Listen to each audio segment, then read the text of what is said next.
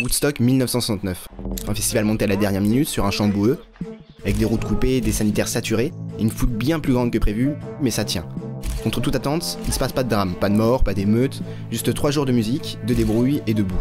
C'est un désordre total mais pacifique. Et ce chaos va marquer l'Amérique parce qu'en 1969, dans un pays enlisé dans la guerre du Vietnam, traversé par des tensions raciales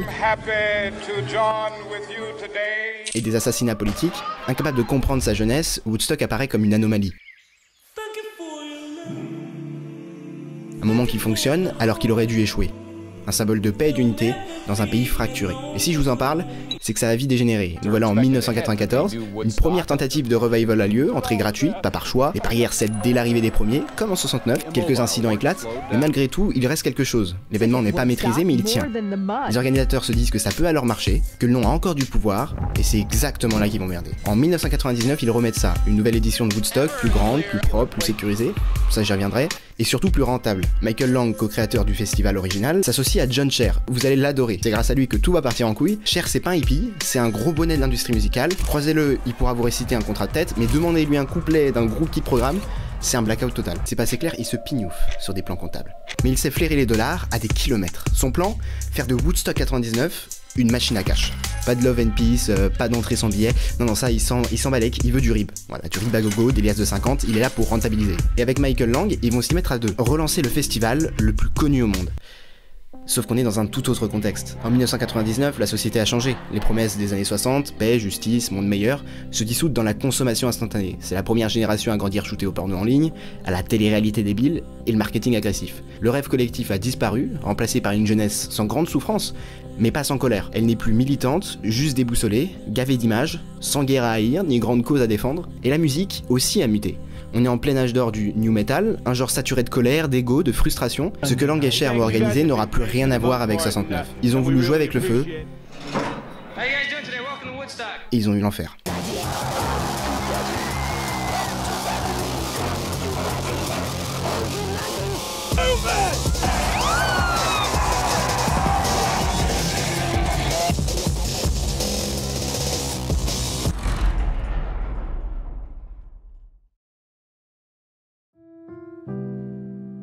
Ok, bon, déjà pour notre duo de businessman et leur Woodstock 99, il nous faut un lieu parfait. Parfait pour faire du fric. Bien évidemment, le confort. PTDR, c'est pas avec ça qu'on paye une Porsche, grandissez un peu. Il aura donc pas lieu dans une prairie, mais sur du bon gros bitume. Je vous ai concocté une belle petite vidéo pour vous présenter le lieu. Ça craint immobilier. Bienvenue sur le site d'une ancienne base de l'US Air Force à Rome, dans l'état de New York. On y garait autrefois des bombardiers nucléaires. Aujourd'hui, c'est le cadre rêvé pour un festival de paix et d'amour. Une étendue bétonnée de plusieurs hectares, parfaitement plane, avec peu d'herbe, pas d'arbres, donc pas d'ombre. Température au sol jusqu'à 50 degrés, le tout entouré de barbelés, d'anciens hangars militaires. Bon, vous l'avez compris, on est loin des verdures de 69, mais ce choix a un intérêt. Il permet de tout clôturer et donc de tout contrôler. Cette fois, pas d'intrusion, pas de spectateurs fauchés sans billets qui bousillent le commerce, plus de haies défoncées, les entrées gratuites à la sauvage, plus de slogans à l'eau de rose, tout est pensé pour générer du profit. Stand de boissons et de nourriture sous contrat, sponsor omniprésent, nourriture exclusive, donc contrôle des sacs à l'entrée, histoire que personne ramène ses sandwichs et sa bouteille d'eau. Oui, même l'eau. Prix plus que gonflé sur l'échelle de mesure du racket. On est entre Ryanair, Adobe, l'Ursaf et le menu manga de la Japan Expo. Voilà, on est loin de la débrouille hippie de 69. Ici, pas d'économie parallèle, pas de partage. En sponsor, on retrouve AT&T pour les télécoms, Budweiser pour les bières et MTV a le droit exclusif de la diffusion de l'événement. Le merchandising est partout, des dizaines de stands, des prix élevés, un pass journée à 150$, le double pour le week-end. Pour les fontaines gratuites, celles qui existent sont rares et vite prises d'assaut. La sécurité est assurée par la Peace Patrol, donc la patrouille de la paix, un groupe d'agents temporaires recrutés sans expérience et parfois parmi les festivaliers eux-mêmes. Les installations, elles sont prévues pour accueillir près de 250 000 personnes. Mais les conditions sont déjà limites avant même l'ouverture. Les douches sont rares, les toilettes chimiques peu nombreuses, mal entretenues, sans véritable encadrement, où l'hygiène se dégrade très vite. Le sol surchauffe, la logistique est bancale, tout est prêt à exploser, il manque plus qu'une étincelle.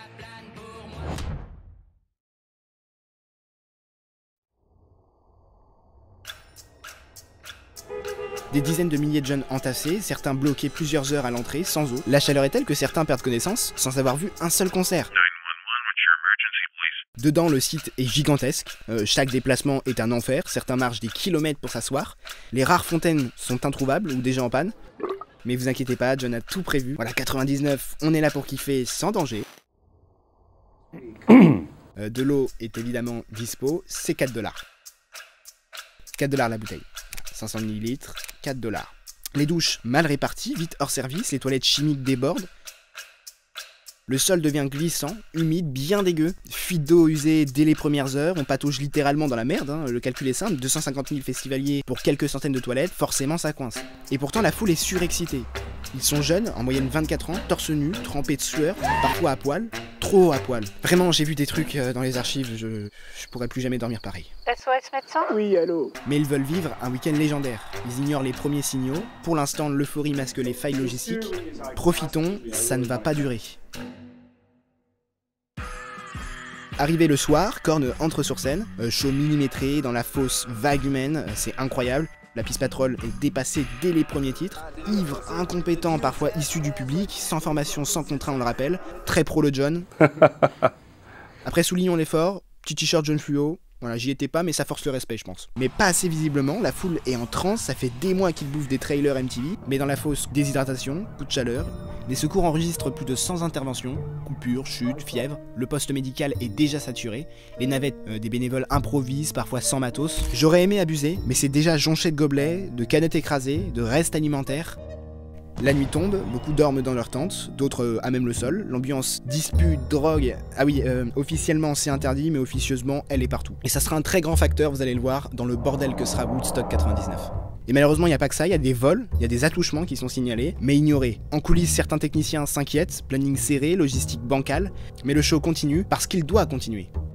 Ce 23 juillet, le décor est posé. Le public est là, les groupes sont là, l'infrastructure, elle tient, et le pire est encore à venir. Mais je veux pas être mauvaise langue, voilà, faut le dire, pour Michael Lang et Jon Scher, c'est une masterclass. 5 millions de dollars de chiffre d'affaires estimé pour la première journée. Et pourtant, côté dignité humaine, c'est à chier, hein. Non mais c'est fort, c'est très fort, GG à eux. Mais cette douille-là, ça va pas durer. Et ça s'écroulera dès demain. Mais nous, on va pas chialer, vous allez cliquer pour ça. Samedi matin, aucun nuage, aucune brise. Le bitume est brûlant avant même 10 h. La nuit a été courte. Très courte, ceux qui ont dormi sur place, donc presque tout le monde, hein, réveil déshydraté, la drogue et l'alcool l'amplifiant, collant de sueur, épuisé, les toilettes débordent, petite archive, j'espère que je me fais pas ban, les douches sont à sec et les rares points d'eau sont encerclés par des fils tendus sur des centaines de mètres. La queue d'un Space Mountain pour pisser roule. Certains finissent par se battre, ça fait passer le temps.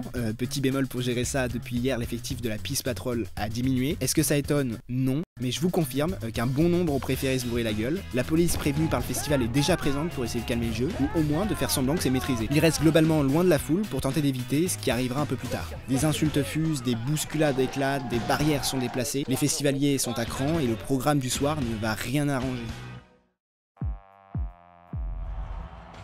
Quand Limp Bizkit entre sur scène, la foule est électrique. Et Fred Durst le sent et décide d'en jouer. Il chauffe, excite, relance, et quand démarre Break Stuff, donc littéralement casser des trucs, le morceau devient une consigne, des planches sont arrachées des palissades, brandies au-dessus de la foule, des tours techniques de MTV sont secoués, certains grimpent, d'autres se surestiment et chutent. Ça fait entre 6 et 12 mètres de haut et c'est en acier galvanisé. Si ça tombe, c'est un carnage. Donc forcément, dans ce bordel sonore, les cris de détresse sont étouffés. Fred Durst ne s'arrête pas, il affirmera plus tard ne rien avoir vu. Pourtant, dans la fosse, des jeunes se font piétiner, d'autres agressés. Et c'est là que ça devient plus du tout drôle. Une femme est encerclée, déshabillée, sans qu'aucun agent n'intervienne. Les journalistes présents à proximité ont raconté la scène, sidérés par l'absence de réaction des agents de sécurité. Bon, en réalité, à cette heure, il n'y a plus d'agents. La Peace Patrol s'est volatilisée, les rares présents s'écartent, dépassés. Derrière la scène, certains techniciens voient aller alerter ce qui reste du staff, mais personne n'interroge. Pas un mot au micro, pas un signal d'alerte. Et cette action-là, cette honte de n'avoir rien empêché, ça va causer beaucoup de tort aux organisateurs, quand tout sera fini. Mais en attendant, Fred Durst termine son set. Les organisateurs, eux, comprennent qu'ils viennent de perdre le contrôle. Trop d'argent engagé, trop de pression. Le festival doit continuer, et ça, avec le feu vert de Michael Lang. La soirée se prolonge dans une ambiance étrange.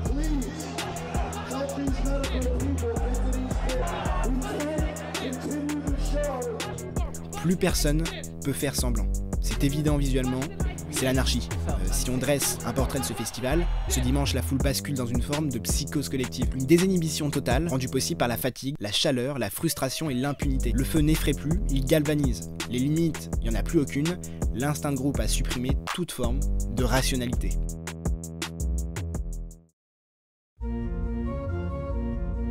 Alors des rumeurs circulent. Viols dans les zones de camping, vol de tentes, enfants perdus. Oui, parce que des festivaliers ont ramené toute leur famille, pensant que ce festival était safe. Dans ces rumeurs, personne ne sait vraiment ce qui est vrai, mais la majorité les croit. Les bénévoles sont dépassés, les talkies saturés, impossible de communiquer, les organisateurs ont sous-estimé le besoin de relais et de canaux audio. Chaque appel à l'aide se perd dans le bruit. Et avec toute cette merde, les organisateurs font semblant. Encore. Rien n'est grave, tant que les artistes montent sur scène. C'était leur dernière chance d'éviter le drame. Fatboy Slim est programmé dans un hangar fermé, transformé en scène électro.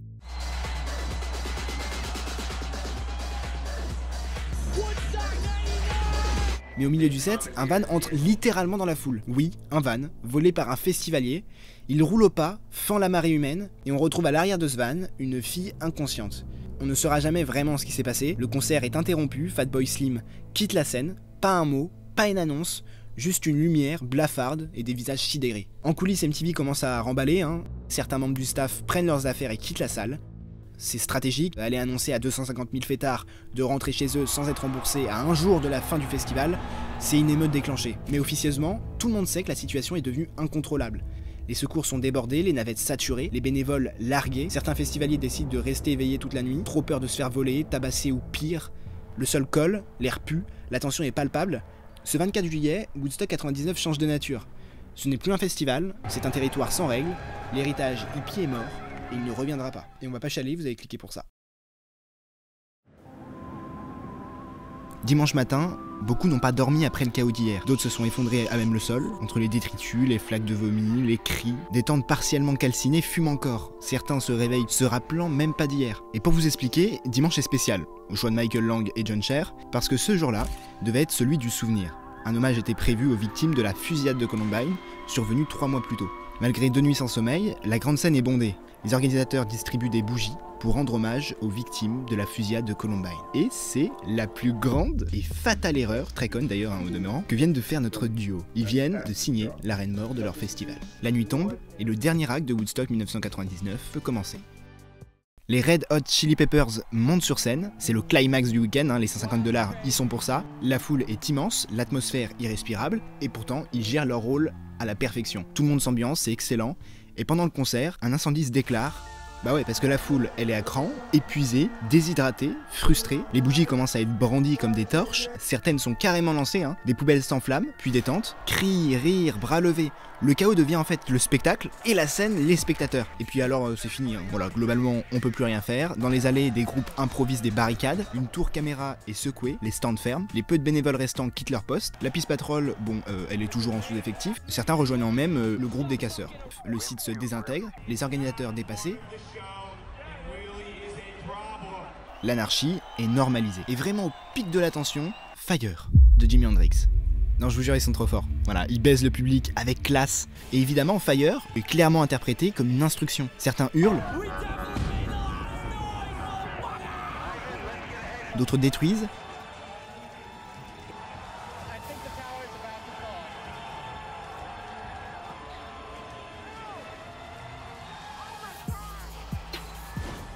Des stands sont pillés, des dabs sont renversés, défoncés à coups de pied, des enceintes, des câbles, de la nourriture, des vêtements sont volés, des installations sont arrachées, des éléments de scène disparaissent dans la foule. Woodstock, ça devient Emmaüs, tout le monde se sert, et certains entrent dans les backstage. Voilà, on n'est plus à ça près. Les techniciens abandonnent leur poste, les pompiers n'interviennent pas, ils attendent en périphérie, il n'y a plus d'ordre, plus de structure, plus de protocole. Des témoignages évoquent des bagarres, des agressions, une femme frappée, un technicien blessé, un groupe encerclé pour avoir filmé quelques scènes de pillage. À partir de maintenant, tout peut arriver et rien ne sera stoppé. MTV, qui couvrait l'événement, souvenez-vous, démonte son matériel et quitte la piste. La police arrive tard dans la nuit.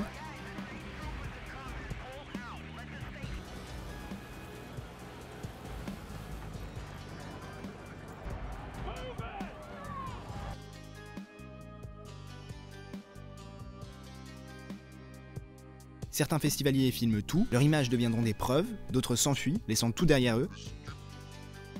Les Red Hot ont quitté la scène, aucun plan d'évacuation n'avait été envisagé pour une telle issue.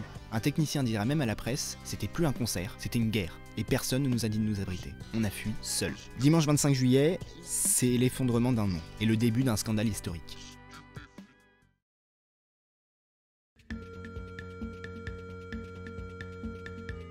Lundi matin, plus aucun son. Pas un riff, pas une voix, le site est figé, une décharge, des carcasses métalliques, des câbles fondus, des tentes à moitié calcinées. des vêtements éparpillés, une expérience à 150 €. Je rappuie sur la plaie, mais 150 balles. En fait, le silence, après des jours de musique constante, rend ce festival sinistre. 3 morts sont recensés. Un jeune homme, victime d'un coup de chaleur, est retrouvé à demi-nu dans une zone isolée, sans ombre ni assistance. Les 2 autres cas sont des overdoses, et plusieurs sources évoquent aussi un 4e décès non confirmé. Les secours enregistrent près de 700 blessés, brûlures au 3e degré, coupures profondes, dues aux débris, traumatismes crâniens. Les témoignages d'agressions sexuelles se multiplient, tentes forcées, corps traînés, violences en pleine foule, mais sur place évidemment aucune unité spécialisée. Et dans les semaines suivantes, aucune procédure sérieuse ne sera lancée. L'impunité est totale. Les chaînes d'infos diffusent des images saisissantes captées par des hélicos. On y voit des bénévoles en état de choc, des jeunes tentant de récupérer leurs affaires. CNN parle d'un événement tragique qui fera date. D'autres parlent d'une insulte à la jeunesse américaine. Et Michael Lang, cofondateur du Woodstock original, prend la parole. Hi. I was out in it till 5:30 this morning. I saw a very small group of people. They went from place to place, setting fires, inciting people. But I certainly would not condemn this crowd for the fuck up of excuse the language, of a few assholes. Il évoque des débordements marginaux et salue une majorité bienveillante. Il ne fera aucune autocritique. Voilà, vous remarquerez, pour lui c'était limite une réussite, un petit cas à côté compliqué à gérer, mais le lot de tout festival. Et son associé John Sher choisit l'attaque. Il accuse le public d'avoir saboté l'esprit du festival, puis blâme les médias. Je cite, « Vous pouvez tout planifier, sauf empêcher 250 000 personnes de se comporter comme des animaux. » Une phrase qui achève toute crédibilité de l'organisation. Parce que la vérité, elle est accablante. Pas d'eau gratuite, pas de zone d'ombre, une sécurité réduite, sans formation, certains recrutés 24 heures avant. Et 0 plan de crise, 0 gestion des foules, le budget a été englouti dans des têtes d'affiche. Certains festivaliers diront plus tard, on a compris qu'on était seul. Personne n'a répondu présent quand il le fallait. Woodstock 1999 devait célébrer un idéal, il a creusé un traumatisme et personne n'a payé. Ce festival n'a pas seulement échoué à réanimer 1969, il l'a trahi jusqu'à la caricature. Parce que là où l'original prenait l'amour libre, l'utopie, l'antimilitarisme, cette version de 1999, elle était brutale. Désincarnée, marchande, la marque Woodstock devient une honte, une coquille vide. MTV, qui avait soutenu l'événement, prend ses distances immédiatement. Plus aucun média, plus aucun artiste ne veut voir son nom accolé à ce désastre. L'idée d'un Woodstock 2004 est évoquée, mais abandonnée sans communiquer. Même les fans les plus nostalgiques savent qu'il n'y aura pas de retour. 20 ans plus tard, il annonce Woodstock 50, censé réparer l'image, boucler la boucle, mais tout s'effondre. Les lieux changent plusieurs fois, les permis sont révoqués, les artistes se désistent les uns après les autres. En août 2019, l'annulation tombe, définitif. Le dernier clou dans le cercueil. Les co-organisateurs se renvoient encore la faute 2 décennies plus tard. En fait, dans la mémoire populaire, Woodstock 99 n'est pas seulement un fiasco. C'est une leçon. On ne ressuscite pas un mythe et on ne force pas une époque à revenir. Mais le plus tragique, ça restera que rien n'a été retenu. Aucun changement structurel, aucun responsable désigné, aucun procès majeur, seulement des images virales, des témoignages traumatisés et une marque devenue toxique. Ce week-end-là, une génération n'a pas dansé. Elle a compris qu'elle était seule, exploitée, et que personne n'allait la protéger. Mais un enfant est mort, là-bas quelque part. Mais un enfant est mort, et le soleil est noir. J'entends le glas qui sonne, tout là-bas quelque part. J'entends le glas sonner, c'est le désespoir.